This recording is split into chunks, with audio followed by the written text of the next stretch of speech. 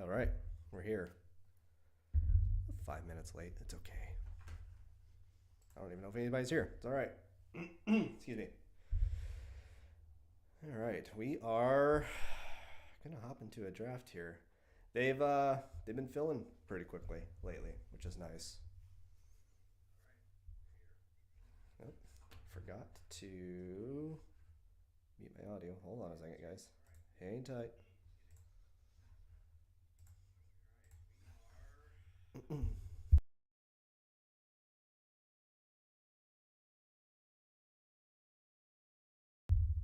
Sorry about that. Still getting the hang of this. Only done a couple. Last time I was with our friend Dark Sheep. That was pretty awesome. It was really awesome, actually. Um, Hello. Hi. I am Jason, aka Woo Woo J Train.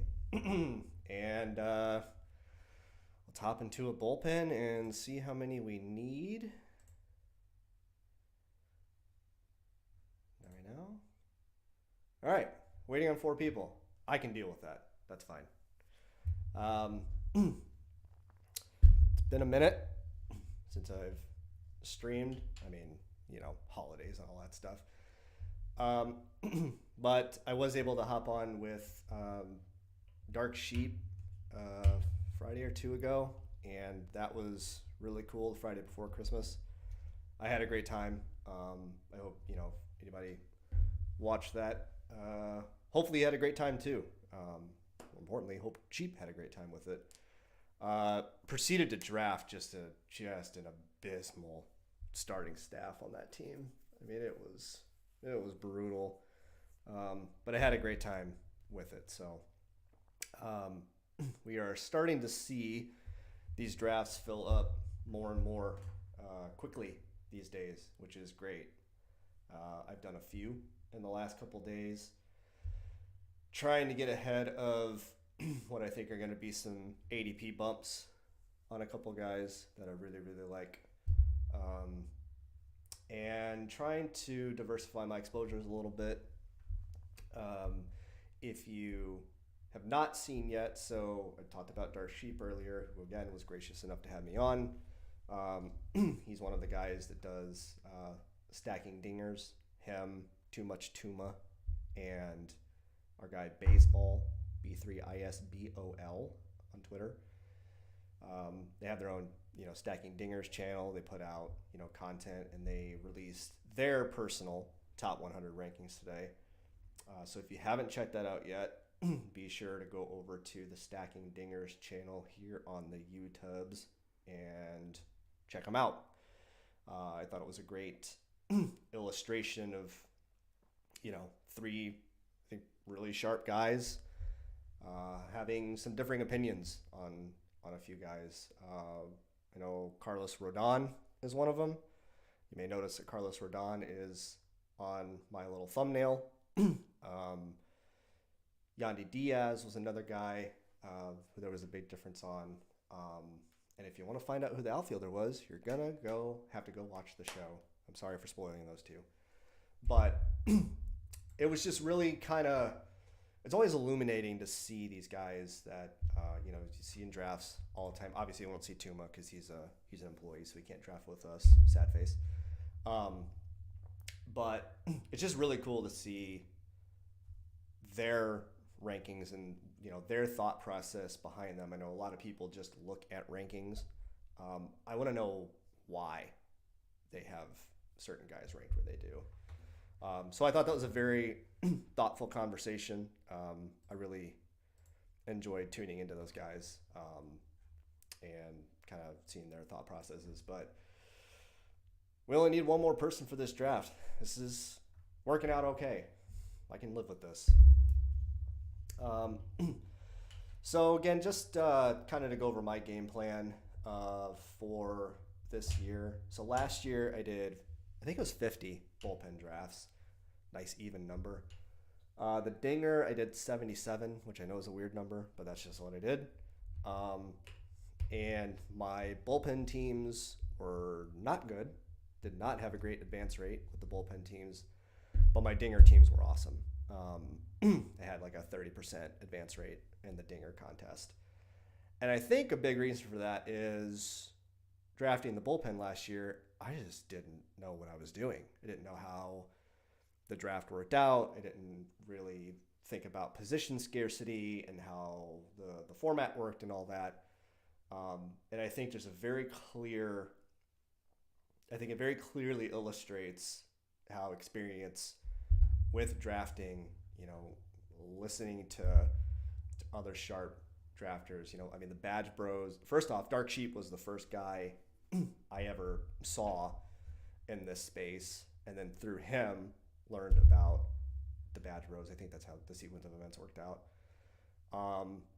And chances are, if you're watching this, you probably know you from the Badge Bros chat and Dark Sheep's chat. So a great community. I had a great time with it last year, but anybody who's diving into this format for the first time, I'm not going to cover how the scoring works necessarily on this stream. You can look that up pretty easily, but there's definitely something to be said, I think, about maybe observing a couple of drafts from, people who do content in the space and just kind of seeing how it all works out before you dive in yourself. I wish I would have done that last year. I just jumped in the pool last year and was like, all right, I'll just do these drafts. I was only planning on doing 20, and I wound up doing 50 in the bullpen, and then 77 in the dinger, and then the end season contest too, which also did not go well for me. But I feel good about my process this year. Whenever I listen to the Stacking Dingers guys, I'm just kind of sitting here nodding my head most of the time because I feel like my process is very similar to what those guys are doing. I mean, I've been watching them and, the Badge Bros and stuff, and to kind of, I think for the most part, have similar thought processes as far as structure goes. But we're definitely seeing data from last year in the dinger showing that outfield is shallow, pitching is shallow-ish. I think, so one thing I'm kind of going back and revisiting, looking at the data from last year, there were so many early round pitchers that just straight up failed, like completely failed, whether they got hurt or they were just, I'm not going to say bad, but bad for their price. DeGrom got hurt. Alcantara wasn't great, then got hurt. Of course, I'm drawing blanks in the middle of this. Carlos Rodon got hurt and only pitched like 60 innings and wasn't great. Aaron Nola wasn't great. There's a few guys from last year that went pretty early that just didn't perform. I feel like that might be an anomaly, just with the pitch clock changing and all that. I don't really know what to make of that. I don't necessarily want to dive too forcefully into the thought process of like you can't draft starting pitchers early. I'm not really doing that still, but I feel like being scared off because of last year's results from some of those top tier starters. I need to see that for more than a year to really, really, truly buy into that. So hopefully we get one more person here in the draft. I want to apologize if I clear my throat a little bit. The time of year, the weather changes and it just messes with me. So hopefully I don't annoy you too much. As far as what I've been doing, by and large, in the first round, I think I'm 60 drafts in, and I think I've only drafted Shohei Ohtani 4 times. Here we go. We're starting. I want more information before I dive too deeply into Shohei in the first round. his price isn't going to increase.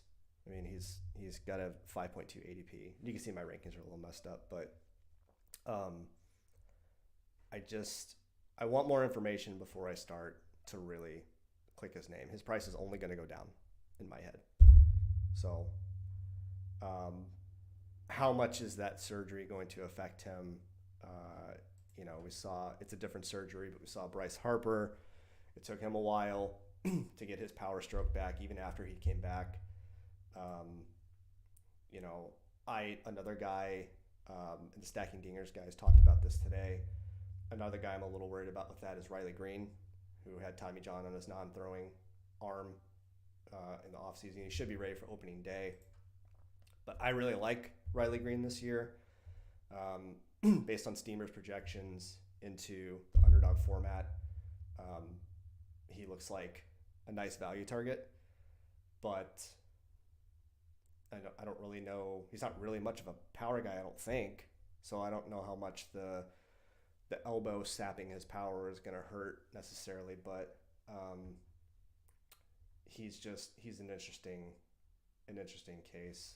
I'm going to try to reload this real quick because I feel like I'm lagging behind here. Do a little refresh. All right, let's see if this works. I still find it interesting that Soto has flipped Aaron Judge in ADP. I'm not going to go so far as to call that a mistake, but it seems a little odd to me that somebody with Judge's upside has gotten flipped.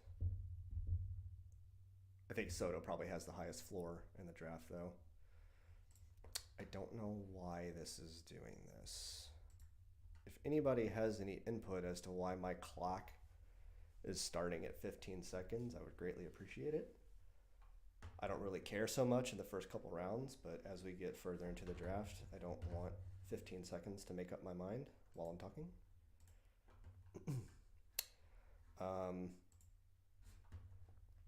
Been getting a lot of this like 7 to 10, it's like 6 to 8 picks. No, 6 to 10, sorry. All right, here we go. 9th pick in the draft. I have a lot of Yordan Alvarez so far. I want an outfielder to start, and I'm going to go with Kyle Tucker.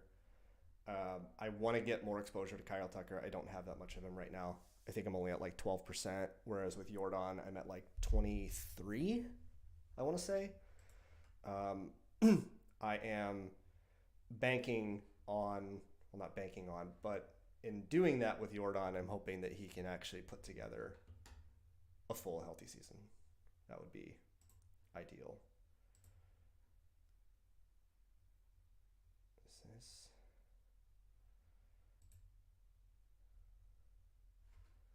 Yeah, I don't know why this is doing this. This is driving me crazy.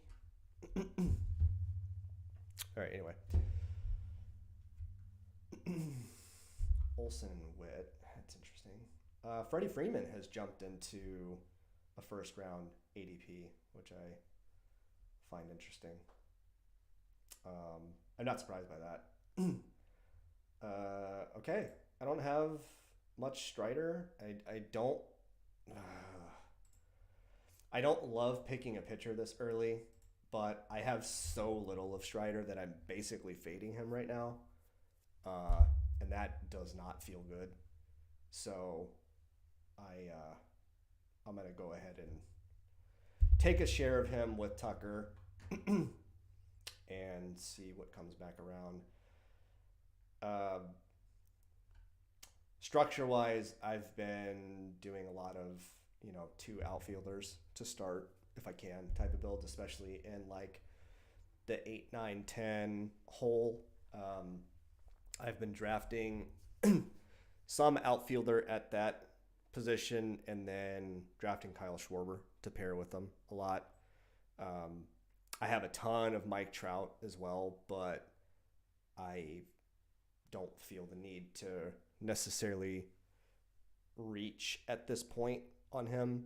It would be a pretty unique combination, I think, to have Tucker and Trout. There's probably a few Tucker Trout teams out there from when this contest first launched.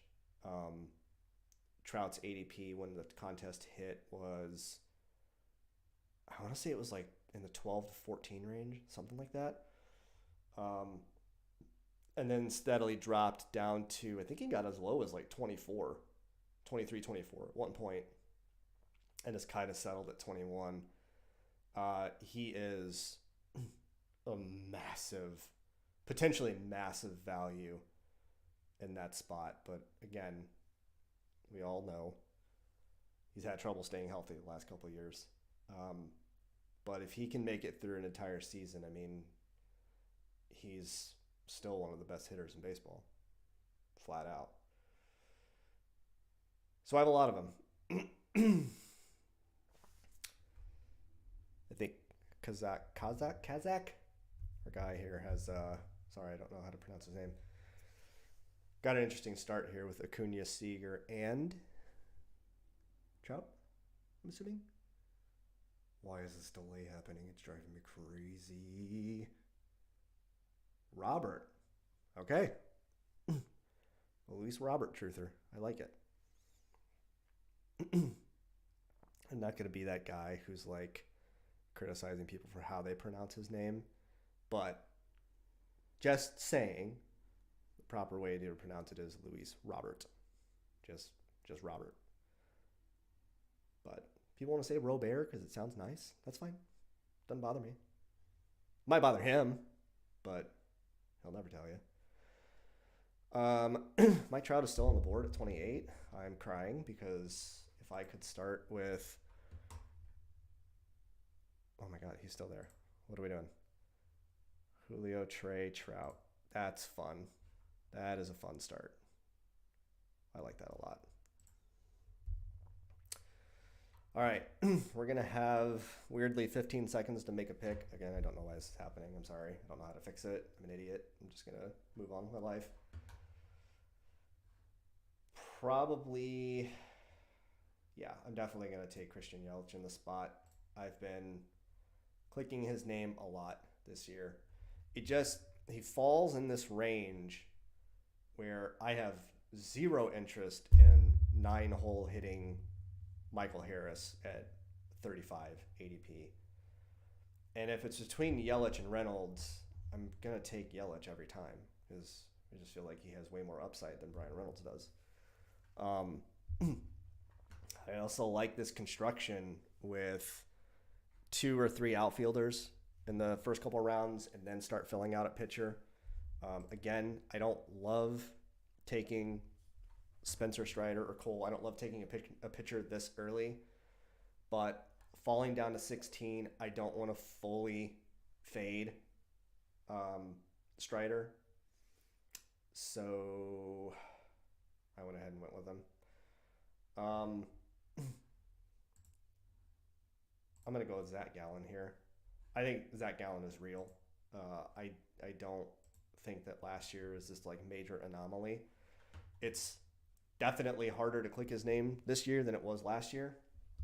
I believe Zach Gallen was my highest owned pitcher. If he wasn't, he was probably my second highest behind, oh God, I think it was Lance Lynn. It might have been Lance Lynn. Just weep for me. But Zach Gallen is a true ace. So I'll click his name every once in a while. I truly don't really like much in this range.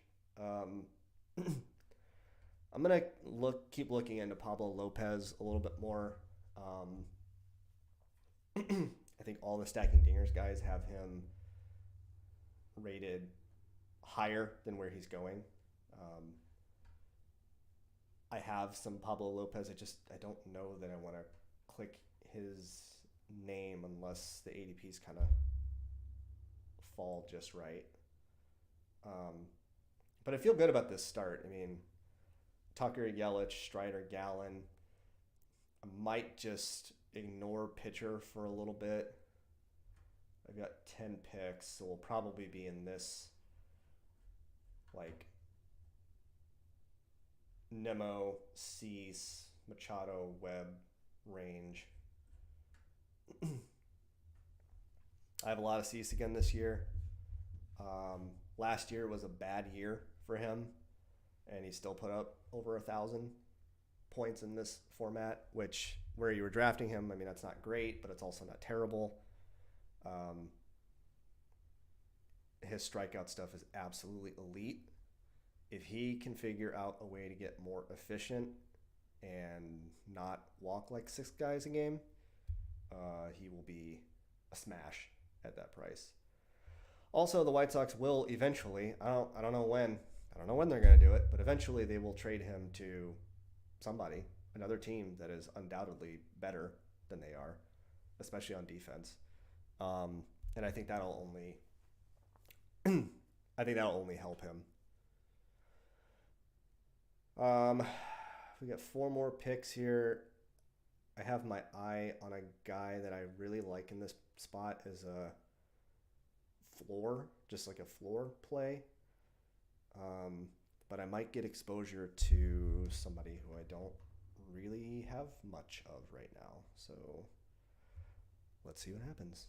I'll have some dead air while I drink. I know not everybody can watch, so I will try to do better about servicing the audio listeners. So I drew the 9 spot in this draft. I started with Kyle Tucker. Spencer Strider fell to me at pick 16. Went with Christian Yelich at pick 33, and then Zach Gallen at 40.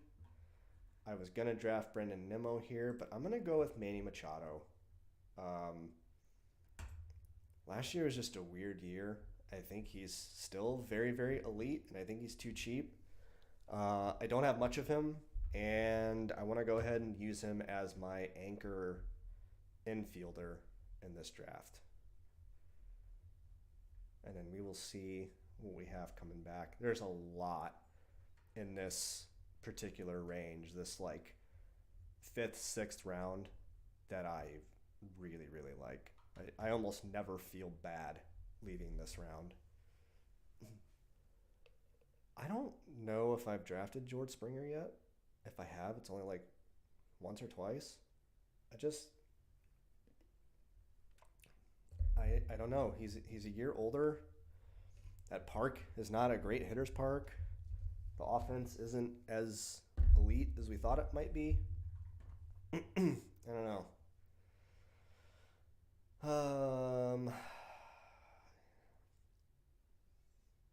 I'm going to go with Freddie Peralta here. I've been drafting a lot of Freddie. Yeah, let's do it. Freddie Peralta's strikeout potential is massive. Despite all the strikeouts, he scored fine. Like 1058 is a great score, especially with where you're getting him last year. He's going to need to be one of the anchors on that staff, especially if the Brewers trade Burns. So if they're going to do anything, he's got to be part of the awesomeness that occurs for that to happen.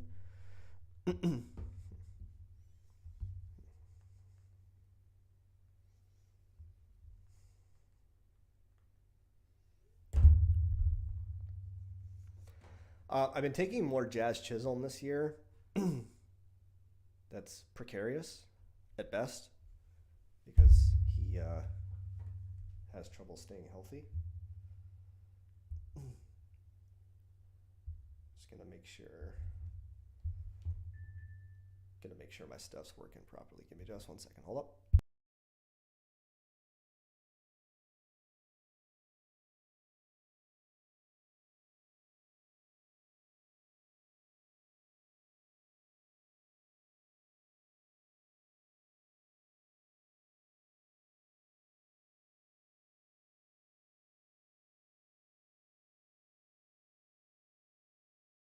We're good. Sorry, thought I was having a technical issue there. Got it figured out though.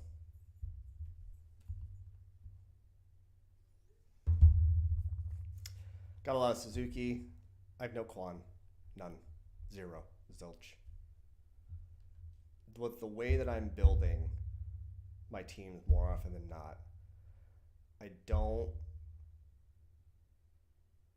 feel pulled to a floor guy like Stephen Kwan. He's not really a high ceiling guy, but I don't know. We'll see if I didn't have any of him last year either. I just don't feel like Stephen Kwan is a guy who's going to hurt you. That's it. Like, he'll help teams get there as a solid floor option, but he's not going to be the guy in the playoff weeks that just loses his mind. Nope.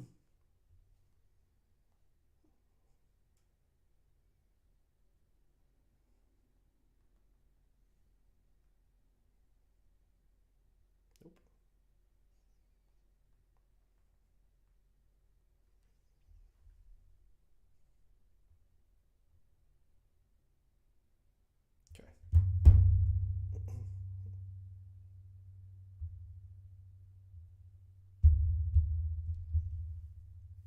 Oh, shoot. I wasn't paying attention. It's on the clock. I autoed Evan Carter. Sorry, guys. I'll take Evan Carter. That's fine. At 81, whatever. It doesn't bother me too much. I think what I got to do with this type of delay is I got to start starring guys. There goes Rodon. He's my cover guy here. Carlos Rodon feels like a potential absolute smash at this ADP.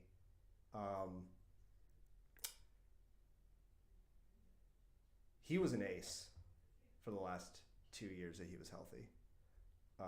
Granted, he's only really had 2 years in which he's been healthy, so that's not good. But I don't know. I just feel like he has the potential in this range to just absolutely nuke you if you miss out on him.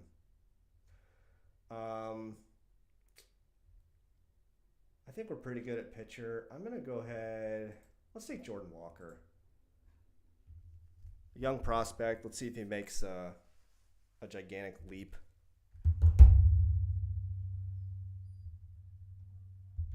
Oh. I hope he does. I think he figure out how to lift the ball. His ground ball rate, I saw something on Twitter. I can't remember who tweeted it out, so I'm sorry. Saw a graph about his ground ball rate decreasing as the year went on, which is always a good sign. You try to get more loft on the ball. Hit the ball at the ballpark. St. Louis isn't a great hitter's ballpark for home runs. I believe it was 22nd last year in park factor. But, you know, he's like one of the best prospects in baseball, period. So I think I'll go ahead and roll the dice on him, especially with autoing Evan Carter. I'll just take 2 young prospects and hope one of them works out. I've been avoiding Evan Carter at this price for the most part because that seems a wee bit high for a rookie, and I'm worried that he may find himself in a platoon type situation where he's not hitting against lefties.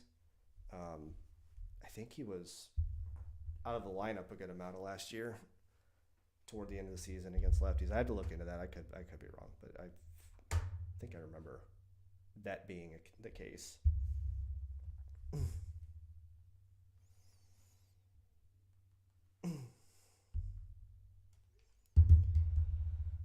Okay.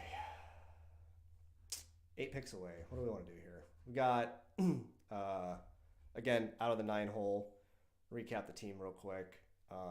Kyle Tucker, Spencer Strider at 16, Christian Yelich at 33, Zach Gallen at 40, Manny Machado at 57, Freddie Peralta at 64, auto to Evan Carter with my weird little timing thing here that I'm having at 81, and then Jordan Walker at 88. So current 3-1-4 build.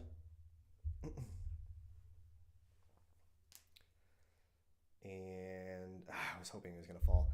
I was hoping Yanni Diaz would make it back to me. He's another guy that's severely underpriced.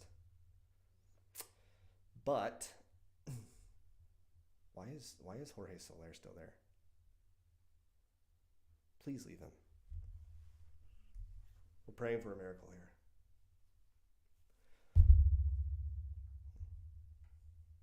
Come on. Dude, this time delay is driving me nuts. Is it dark mode? Does dark mode have anything to do with it? Hold on. I'm going to... Nope. That's horrible. Oh. All right. Soler went. That's a shame. I don't love my outfield right now because of that Otto and Evan Carter, so I'm going to go ahead and take James Outman. Been trying to get more of him lately. He was great last year, and I assume that he's going to play every day still, despite the Shohei acquisition. Otani will probably eat in a little bit to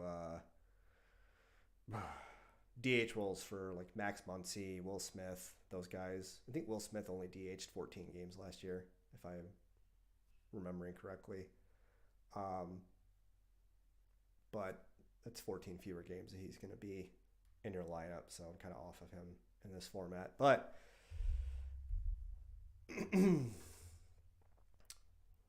we're going to take a picture with this next pick.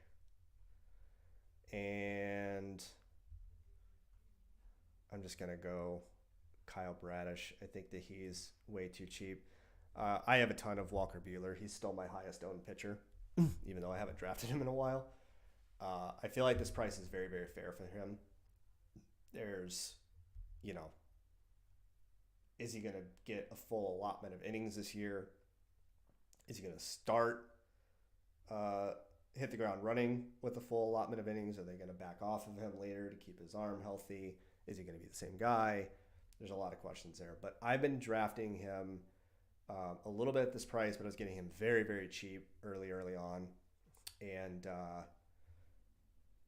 if he bounces back and regains that ace stuff that he had a couple years ago, I mean, he is just an absolute smash at his current price.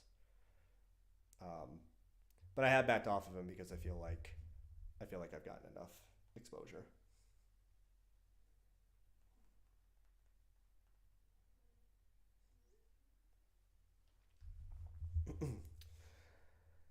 He goes at 118.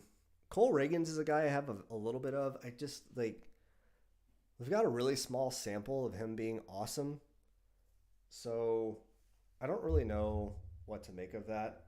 I'll probably be relatively even with the field on him when it's all said and done. I know there's a lot of guys who are just all in on Reagans. I just can't get there myself. We're up in 8 picks, so there's one guy in this range that I just absolutely love, and I hope he's there when it comes back to me. Currently have a 4-1-5 build, so 4 pitchers, 1 infielder, and 5 outfielders. I think I'm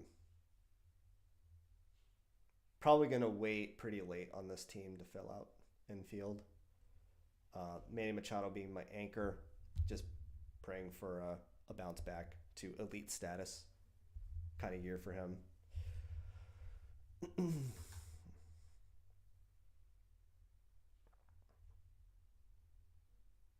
really don't know why this delay is happening. Again, if anybody hops in, if you're watching now, or if you hop into the chat, you've done drafts on your laptop or computer, desktop, whatever, and you've had this issue, let me know. Most of the time I just draft on my phone and I never have this problem, but I don't know why the clock is starting with like 16 seconds left when I should have 30. This happened the first time I streamed too, but it was like 24 seconds. So that was better. But like 15, that's nonsense. So we got to be ahead of the game. So at 129, I can either go with a guy I don't have much of, with Spencer Steer. I also don't have much Willy Adames. I have a ton of Vinny Pasquantino.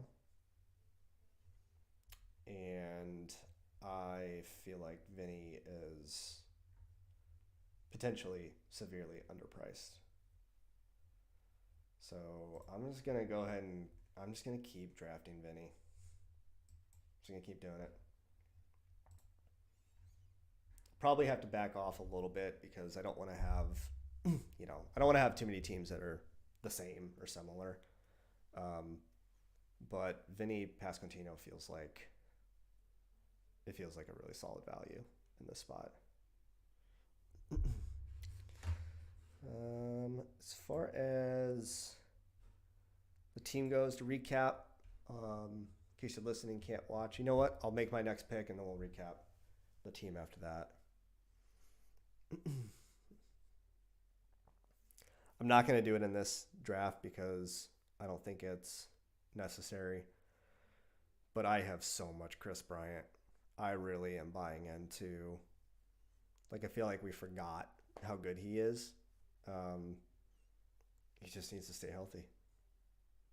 It's a story with a lot of these guys. These really, really good ball players who just can't stay on the freaking field. Like Byron Buxton. I mean, good Lord. If he could stay healthy for once, it'd be a thing. I truly don't like much in this range. I've got 4 pitchers. I probably should take another one. So depending on what Pocket Aces does here.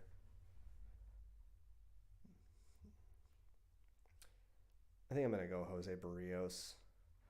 Like Jordan Montgomery's fallen in ADP. He doesn't really have strikeout stuff. And I have been taking a little bit of McKenzie lately too, but I think I'm going to go Barrios here.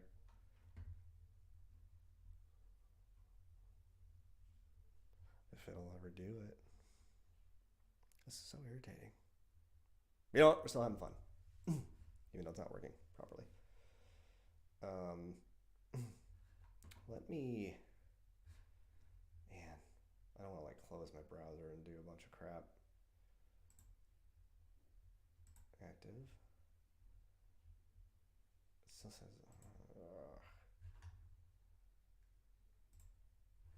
I'm not turning notifications on. Sorry, I'm trying to figure out how to make this timing issue go away. I don't know. All right, let's recap the team again. Drafting out of the 9th spot. Let's do the pitchers first. Strider Gallen, Freddie Peralta, Kyle Bradish, and Jose Barrios are my 5 pitchers currently. I have a 5-2-5 build. So I've got 8 more picks left. Infield, Manny Machado and Vinny Pasquantino. Outfield, Kyle Tucker, Christian Yelich. Evan Carter was an auto, whatever. Jordan Walker, and then James Outman. So some young talent rounding out the outfield right now. I have found myself taking an odd amount of Joey Meneses this year, which is, I find funny for myself because I was so beyond out on him last year. But I think he might actually be a good hitter. And outfield falls off. If you don't have 4 outfielders by the 12th round, you are in really dire straits, I think. Chris Bryant's still here hanging out. That's fine. Chris Morel just went. I know that the Cubs have said that they want to try to get him more consistent play time. And if that happens, he could smash. I'm kind of out on Jack Sawinski. I don't know. I feel like this might be a guy that I'm at 0 on that I might be missing something with. But I'm just not really a Selinsky guy. I have a ton of Taylor Ward, and I'm getting quite a bit of Tyler O'Neill now, and I have a ton of Jarren Duran. Point being, if you're in this range and you only have 4 outfielders, you pretty much need to double, triple tap outfielder, I think, from a construction standpoint. Because, like, after these guys, it's just woof. Kerry Carpenter, I think, is really fun. But I'm worried he's going to be a platoon guy. I feel like his ADP started out in like the hundreds or something too, like around 100. So he has fallen significantly in these drafts. So I think like if you're going to take a flyer on Kerry Carpenter, like now is probably the time. Is he going to get much cheaper? I don't know. But it doesn't appear that people are really on him this year. I'm guessing it's probably like a playing time issue. EWAC took probably my favorite player in the entire draft, and that's Rhys Hoskins. I've talked about him on previous streams, but he just feels like such a potential smash at his current price.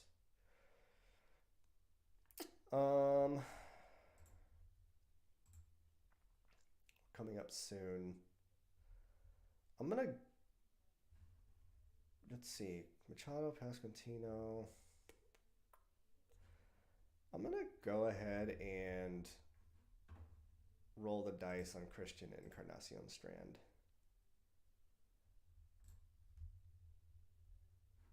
The young guy at Cincinnati is a great ballpark. I'm just operating under the assumption that he's going to get everyday playing time.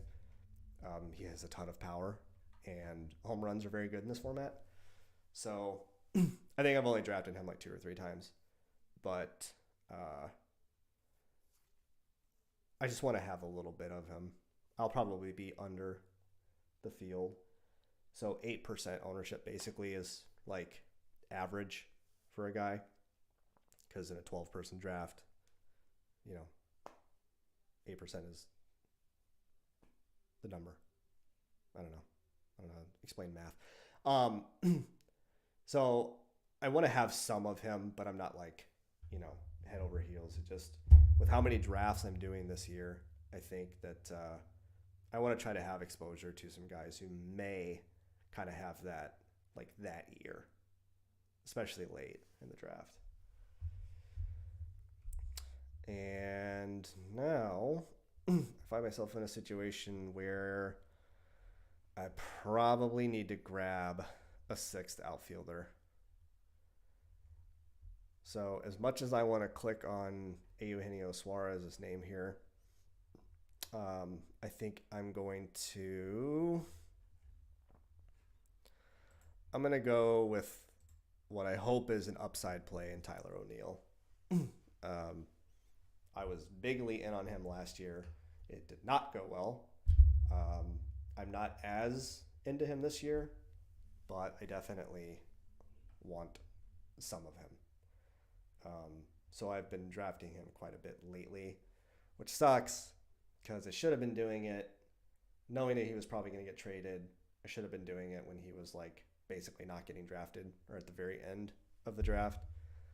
So I'm definitely paying a premium for him now in this spot, but I don't really love this outfield. So I'm kind of feeling like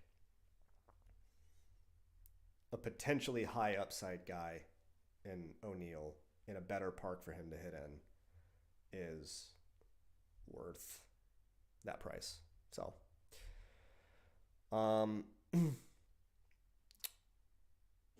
pitching staff feels pretty good. I think this is probably a 6-pitcher team. So build-wise, this is probably going to wind up being a 6-7-7 team.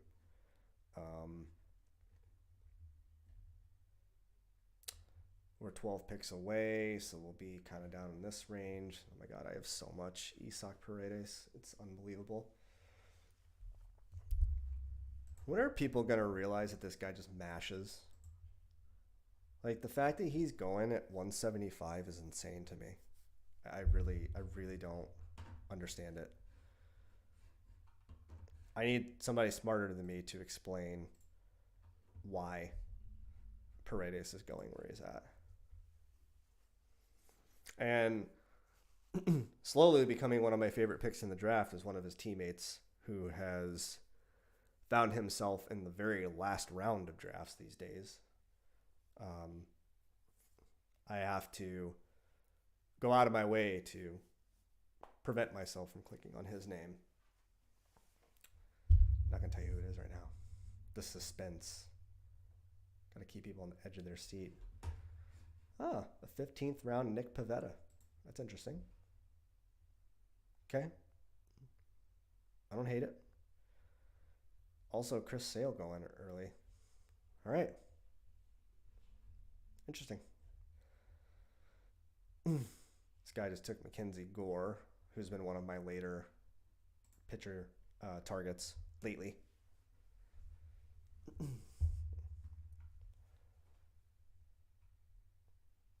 Trevor Story's still there, although he might be getting auto-drafted here. We'll know when this refreshes. What if I just do this? Does this do anything? All right, now. No, it didn't. Dang it. Driving me crazy. Okay. Let's see what happens here.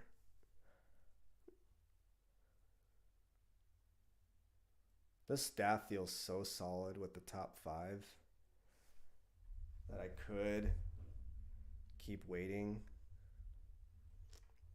I'm just going to do it. I'm going to draft Lance Lynn. I blame Tuma for this. Brendan Tuma. Too much Tuma on Twitter. I blame you for that. That's your fault that I just clicked his name. I get the case, though. Lance Lynn still has pretty solid strikeout potential. And he is going to a less home run friendly ballpark than he pitched in last year in both Chicago and LA. So St. Louis, hopefully that field will keep the home run balls to a minimum, because they were at a maximum last year, and it was insanely tilting watching him just give up bomb after bomb after bomb. I feel like he had a start where he had like 14 strikeouts, and like the next start he had like 5 home runs. It was like, what are we doing? Okay, so we're on the clock. I have 12 seconds left. Oh my god. I'm gonna go with Anthony Rizzo.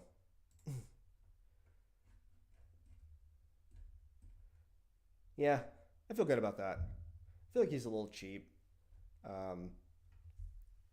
Probably people see his, missed games last year and like thinking he got injured or something. He had a concussion, and I hope it's not, I hope there's not like a lingering thing. But the Yankees lineup obviously got a major upgrade with Juan Soto. Put him in I would assume, what do I think he's going to bat? Like 6th, 7th? Who's the lead off? Verdugo probably leads off, right? And then, Soto 2nd, Judge 3rd, Gleyber 4th, 5th, maybe Rizzo? I'm probably forgetting somebody. But, in a lineup that got a nice little upgrade, just kind of betting on a little bit of a bounce back season for Rizzo. He's not going to go out there and hit like 35 home runs, but he could be a nice, 1,200 point producer this late in the draft. I'm good with that. Let's see. Current 646 build. What do I want to do here? I need another outfielder. I'm going to go 677. I know that much. I'm just going to turn pitcher off. So, not drafting another pitcher. We'll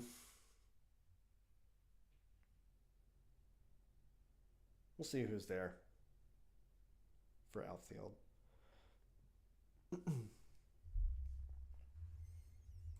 MJ Melendez is a guy I've like started to kind of look at again this year. He got a little bit of steam last year. I mean, we were talking about him a little bit. I don't remember what his ADP finished at, but he just didn't have a good year.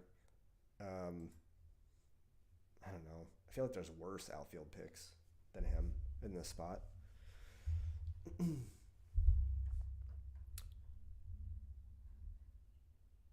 This range is pretty brutal for outfield. I almost feel like I'm just going to roll the dice with my last outfielder and pick somebody at the very, very end and just hope they hit. I don't love this team. I think it's kind of what you get if you get like two pitchers really early.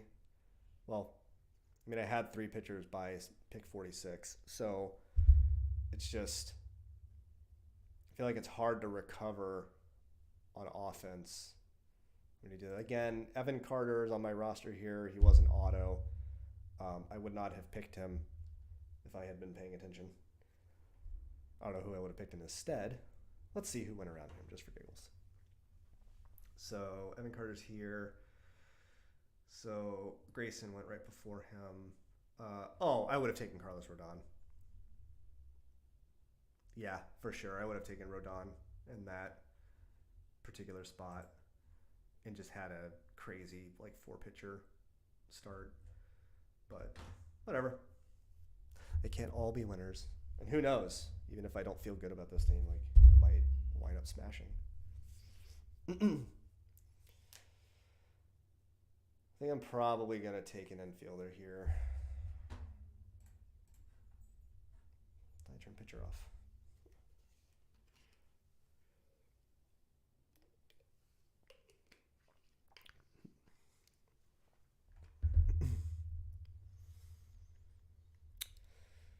I've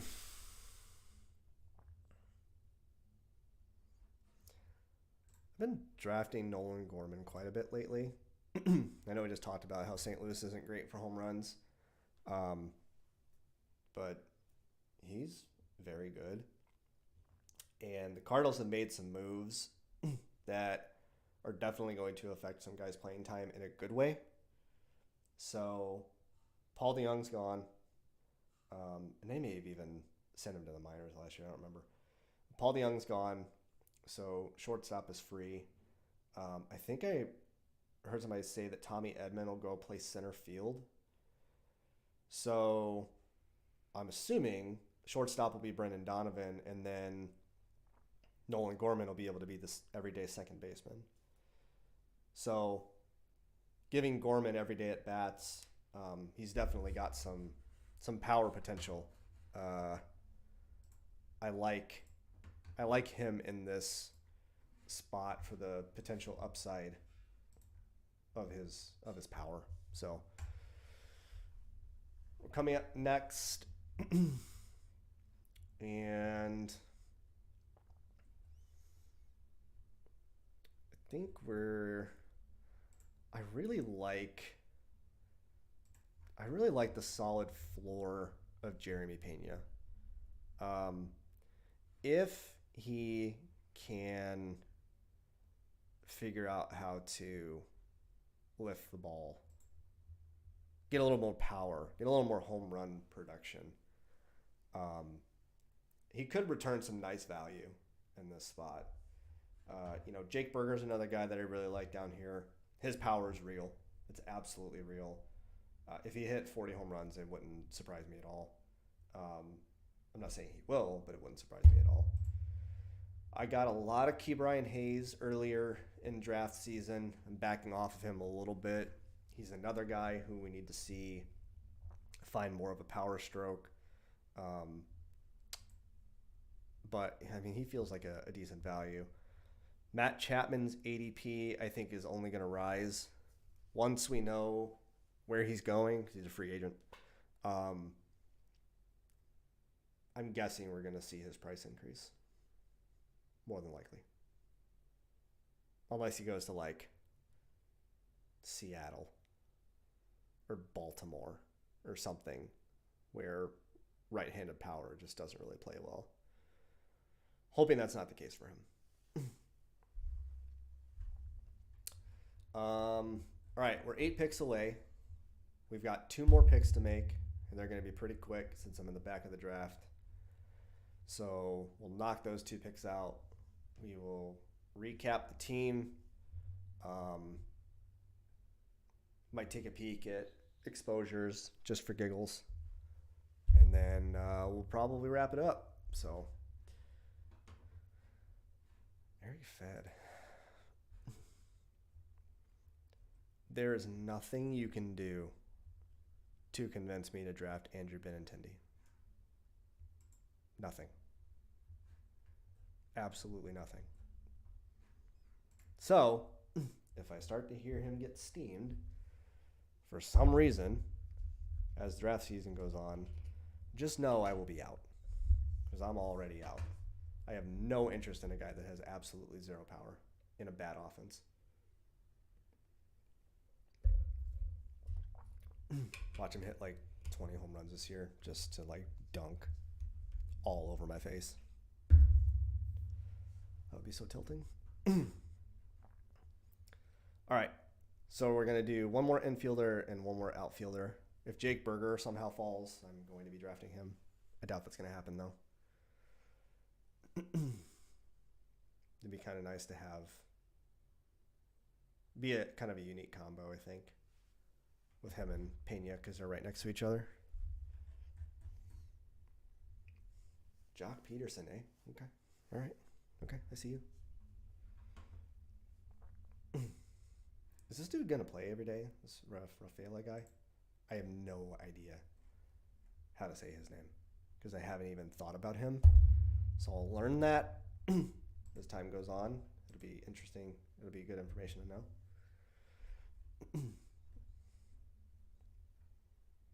All right, I'm just going to take Jake Berger here. ADP of 210, and we're getting him at 225, which is kind of nice. I like the combination of him and Pena. We're literally right next to each other in ADP. I feel like that's kind of maybe a unique combination. I don't know. It doesn't really matter all that much. I just feel like picking a guy with that much power as your last infield pick, feels pretty good. The guy I was alluding to earlier, the Tampa Bay teammate that keeps falling and is basically in the last round that I don't understand why. Well, I do, is Brandon Lau. He can't stay on the field to save his life. But right here, this guy right here, this 2021 season, I look at that and I say to myself, what if there's a world that exists in which he gets normal playing time, because Tampa Bay likes to play a bunch of guys, and stays healthy and gets somewhat close to this season? If that were to happen with a guy at a 232 ADP, literally a last round pick, he's a league winner. So been drafting him quite a bit. And now I'm going to go with Parker Meadows as my last infielder. I'm assuming he's going to be in the lineup every day. Not only that, I'm assuming he's going to be leading off every day. That Detroit lineup is going to be fun this year. I think the Tigers can push for an AL Central title this year because the AL Central is pretty hot garbage overall. They're going to be fun to watch. And they also have Jason Benetti now doing the broadcast, who's one of the best broadcasters in sports. And I'm not ever going to be the guy who's like hating on how people draft or whatever, but just a friendly nugget of information. Do not draft relievers in this format. Just don't do it. It's a waste of a roster spot. And there's virtually no scenario that can play out where your team is in a competitive week and you're getting a score from your reliever. If you have a score from a reliever in a given week, that means you're really, really hurting for pitching that week. So don't draft pitchers or relievers. Okay, let me go back to drafts completed. And that was number 60. This one. Okay, let's recap the team. So we drafted from the 9 hole. We started with, you know what?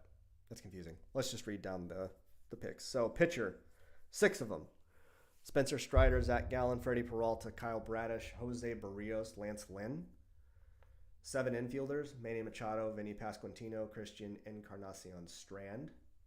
Anthony Rizzo, Nolan Gorman. Hold on, I'm going to try that again. Nolan Gorman. I can't talk. Jeremy Pena and Jake Berger. And then the outfield is Kyle Tucker, Christian Yelich, Evan Carter, autoed, unfortunately, Jordan Walker, James Outman, Tyler O'Neill, and Parker Meadows. I feel really, really good about this pitching staff. The infield, I feel really good about those first 2. This is a high upside gamble. Hoping Anthony Rizzo can give me a decent floor.